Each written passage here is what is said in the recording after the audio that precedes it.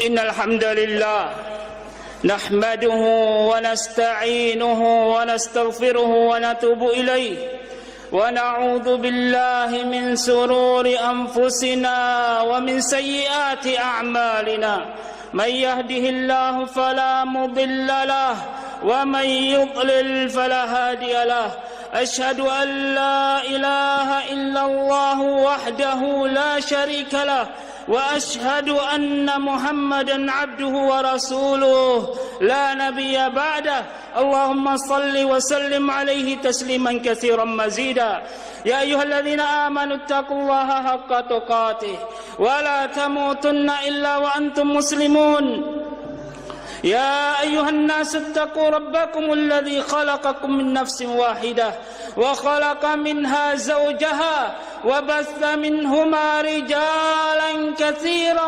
ونساء واتقوا الله الذي تساءلون به والأرحام إن الله كان عليكم رقيبا يا أيها الذين آمنوا اتقوا الله وقولوا قولا سديدا يصلح لكم أعمالكم ويغفر لكم ذنوبكم ومن يطع الله ورسوله فقد فاز فوزا عظيما أما بعد إخوة الإيمان saudara-saudari saya seiman, pada pagi hari ini kita dikumpulkan oleh syiar agama kita yang mulia ini, beratapkan langit. Perasaan dan kekhusyuan kita terbawa dan dibuai lantunan takbir, tahmid dan tahlil.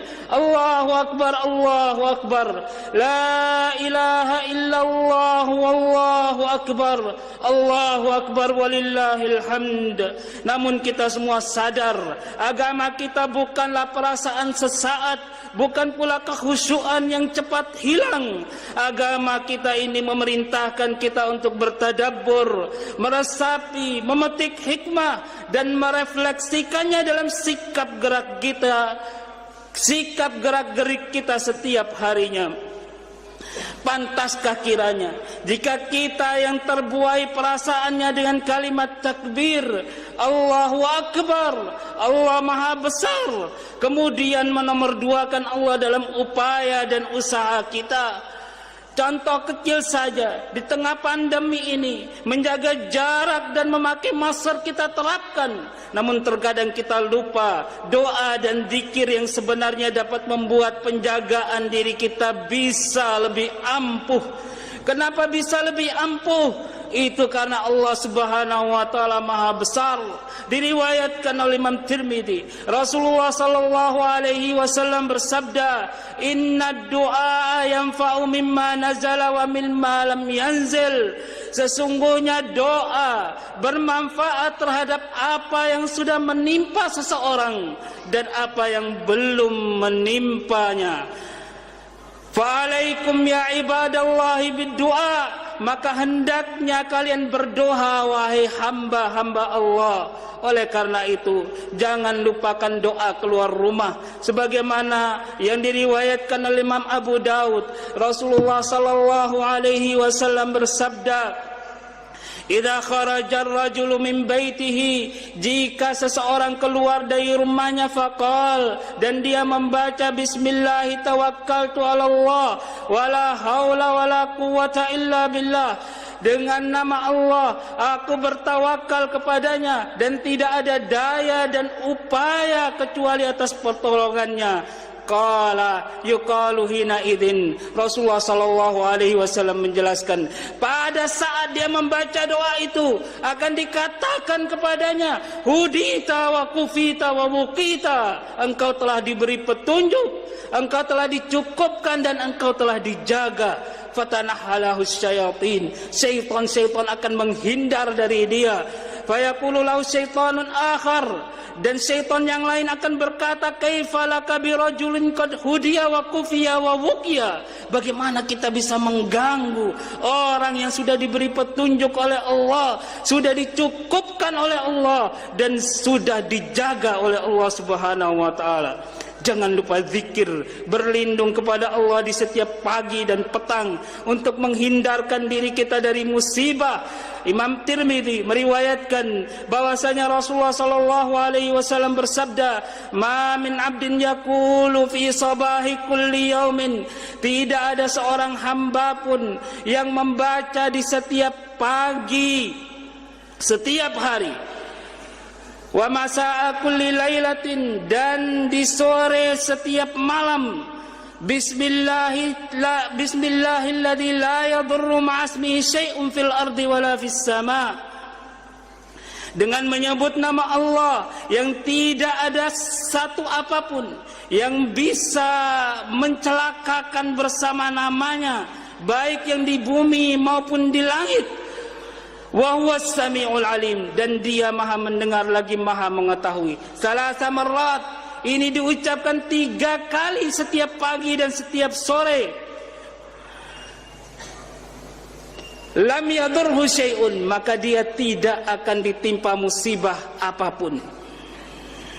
Ikhwatal iman, saudara-saudari saya seiman, Rasulullah sallallahu alaihi wasallam juga mengajarkan dalam hadis yang diriwayatkan Imam Muslim, "Man nazala manzilan tsumma qala," barang siapa yang mendatangi satu tempat dan membaca a'udzu bikalimatillahi tammati min syarri ma khalaq, aku berlindung kepada kalimat-kalimat Allah yang maha sempurna dari kejahatan makhluknya, lam yadurrahu syai'un hatta yartahila min manzilihi dzalik, maka dia tidak akan ditimpa kemudaratan apapun sampai dia meninggalkan tempat tersebut.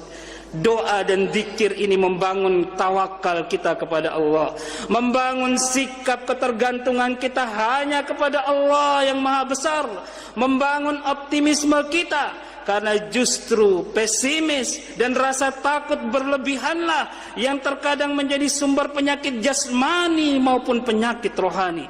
Bahkan pesimisme terhadap sesuatu tanpa alasan yang jelas, tanpa alasan yang ilmiah adalah bagian dari kesyirikan. Rasulullah sallallahu alaihi wasallam bersabda dalam hadis yang diriwayatkan Imam Al-Bazzar, "Laisa minna man tatayyara aw tutayyiralah," bukan dari golongan kami orang-orang yang pesimis menentukan atau meminta ditentukan nasib sial atau keberuntungannya dengan tanda-tanda burung, binatang atau benda-benda. Al-Imam Al-Bukhari dalam kitab Adabul Mufrad meriwayatkan dari sahabat Abdullah bin Mas'ud radhiyallahu taala anhu, Rasulullah sallallahu alaihi wasallam bersabda, "At-tiyaratu syirkun," sikap pesimis menentukan nasib sial atau keberuntungan dengan tanda-tanda burung, binatang atau benda-benda adalah kesyirikan. Ikhwatal iman, saudara saya seiman, betapa tidak orang yang pesimis terhadap sesuatu tanpa alasan yang jelas telah mengkerdilkan Allah yang maha besar, yang maha kuasa. Oleh karena itu, dalam setiap tindak tanduk kita, mari kita pertanyakan hati kita, apakah Allah sudah menjadi yang maha besar dalam sikap-sikap kita? Sebagaimana Nabi Ibrahim alaihissalam, tauladan kita, beliau mampu meletakkan dalam hati beliau bahwasanya Allah maha besar dibandingkan perasaan sayang dan cinta beliau pada putra beliau Nabi Ismail alaihissalam. Kita pun di pagi ini, di sisa hari yang mulia ini, sisa hari yang terbaik sepanjang tahun, di mana amal soleh kita sekecil apapun lebih dicintai oleh Allah dari amal soleh di hari-hari yang lainnya. Sebagaimana yang diriwayatkan Imam Al-Bukhari, di sisa hari ini yang tinggal 11 jam atau kurang ini, jika ada di antara kita yang mampu masih belum berkorban, jika ada di antara kita yang mampu namun masih cinta harta, masih menempatkan janji Allah sebagai sesuatu yang lebih kerdil dibandingkan harta kita, maka ketahuilah kita masih punya kesempatan untuk berkorban. Belilah hewan kurban, jadikanlah Allah maha besar dalam hati kita dan sikap kita, bukan hanya sekedar di lisan kita saja. Saya yakin panitia di masjid ini masih menerima hewan kurban. Saudara-saudari saya seiman, sebenarnya sifat Allah Subhanahu wa taala yang maha besar cukup untuk menjadikan alasan kita meyakini Allah, meyakini la ilaha illallah, tidak ada sesembahan yang disembah dengan benar kecuali Allah. Apalagi Allah Subhanahu wa taala memiliki sifat-sifat lain yang maha sempurna.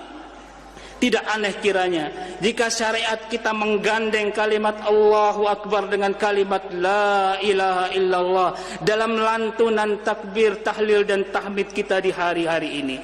Tidak aneh kiranya jika selesai salat ini kita menyembelih hewan kurban dengan membaca Bismillah Allahu Akbar.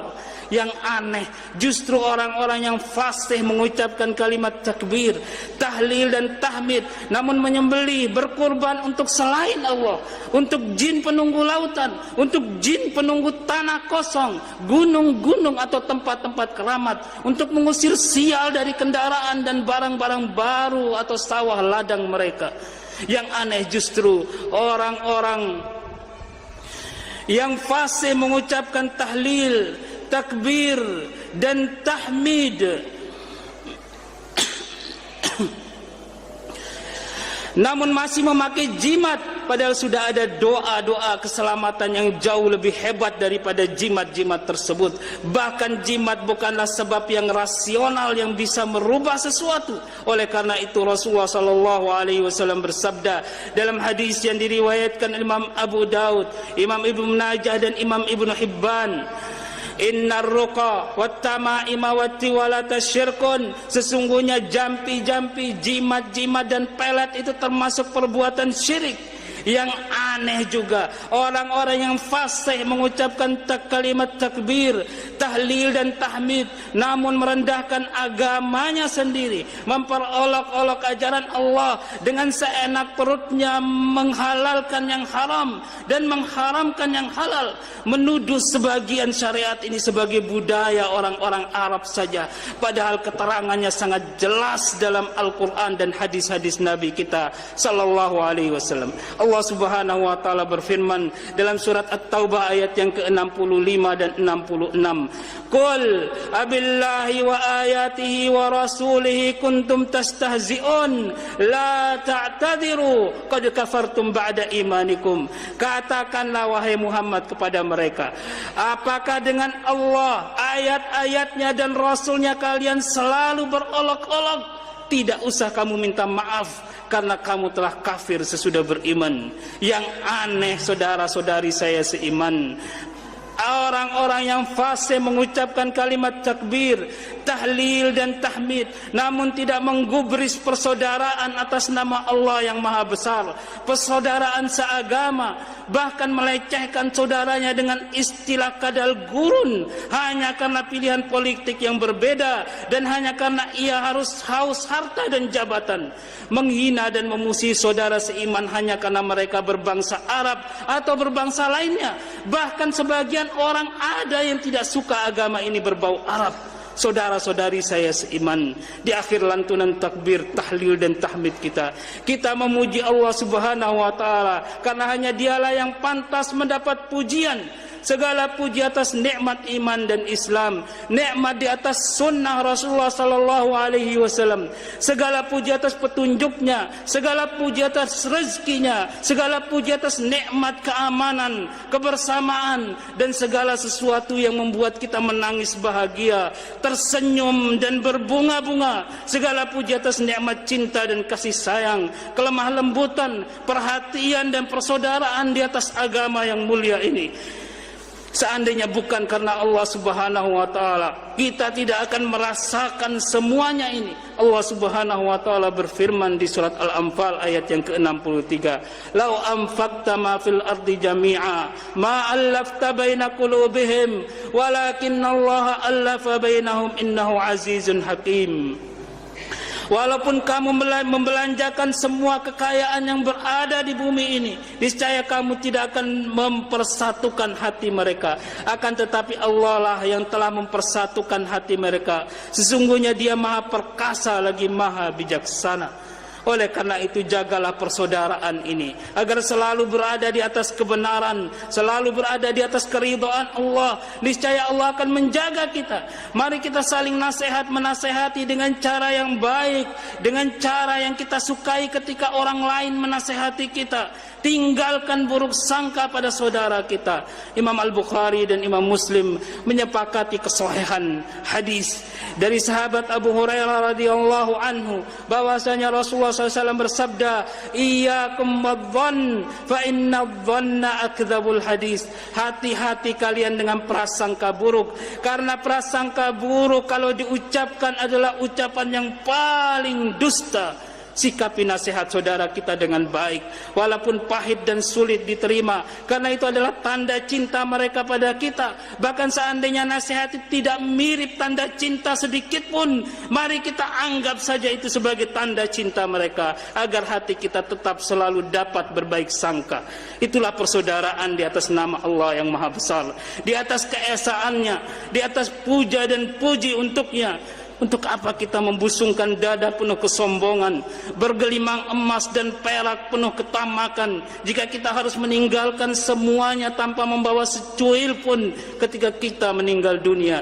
Untuk apa memperturutkan hawa nafsu jika kita harus menghadapi pengadilan akhirat di hadapan Allah yang Maha Perkasa, Maha Kuasa, lagi Maha keras siksanya? Allah Subhanahu wa taala berfirman dalam surat Maryam ayat yang ke-94 dan 95, laqad ahsahum wa addahum adda. Sesungguhnya Allah telah menentukan jumlah makhluknya dan menghitung mereka dengan hitungan yang teliti. Wa kulluhum ati yaumal qiyamati farda. Dan tiap-tiap mereka akan datang menghadap Allah pada hari kiamat dengan sendiri-sendiri.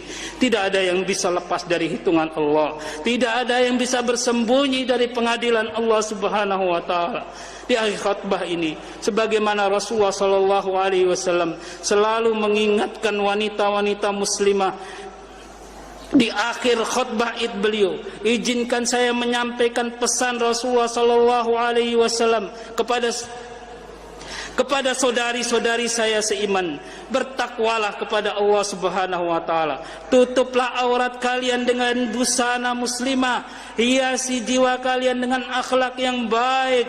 Berlomba-lombalah menuju takwa Allah. Kehidupan dunia ini sangat singkat. Bersiaplah untuk akhirat kalian dengan ibadah dan sedekah. Jangan berlomba-lomba menumpuk harta dunia berupa uang, emas, kalung, cincin, permata. Bersikaplah lemah lembut kepada anak-anak kalian. Jadilah pendidik yang baik untuk anak-anak kalian, dan bekalilah diri kalian dengan ilmu agama agar generasi penerus umat ini mempunyai pegangan yang kokoh. Betapa banyak tokoh Islam lahir dari kesabaran dan kegigihan seorang wanita. Sebut saja mereka yang menjadi yatim di usia dini, di usia anak-anak, seperti Al-Imam Asy-Syafi'i, Al-Imam Ahmad bin Hanbal dan yang lain-lainnya. Rasulullah sallallahu alaihi wasallam bersabda dalam hadis yang muttafaqun alaih, kullukum ra'in, setiap kalian adalah pemimpin, wa kullukum mas'ulun an ra'iyatih, setiap kalian akan ditanya tentang apa yang kalian pimpin. Wal amiru ra'in, penguasa adalah pemimpin. War rajulu ra'in ala ahli baitih, laki-laki adalah pemimpin dalam keluarganya. Wal mar'atu ra'iyatun ala baiti zaujiha wa waladih, dan wanita adalah pemimpin di rumah suaminya dan atas anak-anaknya. Fa kullukum ra'in wa kullukum mas'ulun an ra'iyatih. Setiap kalian adalah pemimpin dan setiap kalian akan ditanya tentang apa yang ia pimpin. Rasulullah sallallahu alaihi wasallam bersabda dalam hadis yang diriwayatkan Imam Ibnu Hibban, idza shallatil mar'atu khamsaha, jika wanita sudah salat 5 waktu, wa shamat syahraha, sudah puasa di bulan Ramadan, wa hafizat farjaha, dan menjaga kehormatannya, wa ata'at zaujaha, dan mentaati suaminya, qila laha udkhulil jannata min ayyi babin syi'ti, maka nanti di akhirat dia akan dikatakan kepadanya, masuklah ke dalam sorga dari pintu mana saja yang engkau sukai.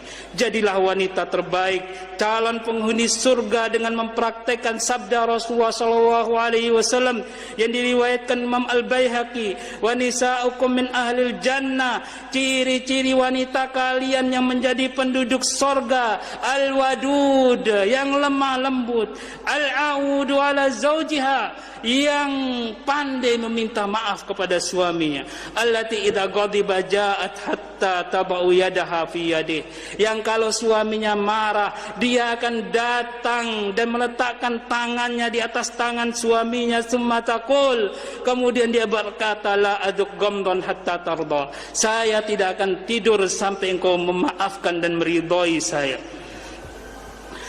Terakhir mari kita berselawat kepada junjungan kita, Nabi kita yang mengajarkan segala kebaikan untuk kita. Allahumma salli ala Muhammad wa ala ali Muhammad kama sallaita ala Ibrahim wa ala ali Ibrahim innaka Hamidum Majid, wa barik ala Muhammad wa ala ali Muhammad kama barakta ala Ibrahim wa ala ali Ibrahim innaka Hamidum Majid. Allahumma ighfir lil muslimina wal muslimat wal mu'minina wal mu'minat al ahya'a minhum wal amwat. Allahumma a'izzal Islam wal muslimin wa adhil الشرك والمشركين واهم حوزة الدين. ربنا اغفر لنا ولإخواننا الذين سبقونا بالإيمان ولا تجعل في قلوبنا غلا للذين آمنوا ربنا إنك رؤوف رحيم.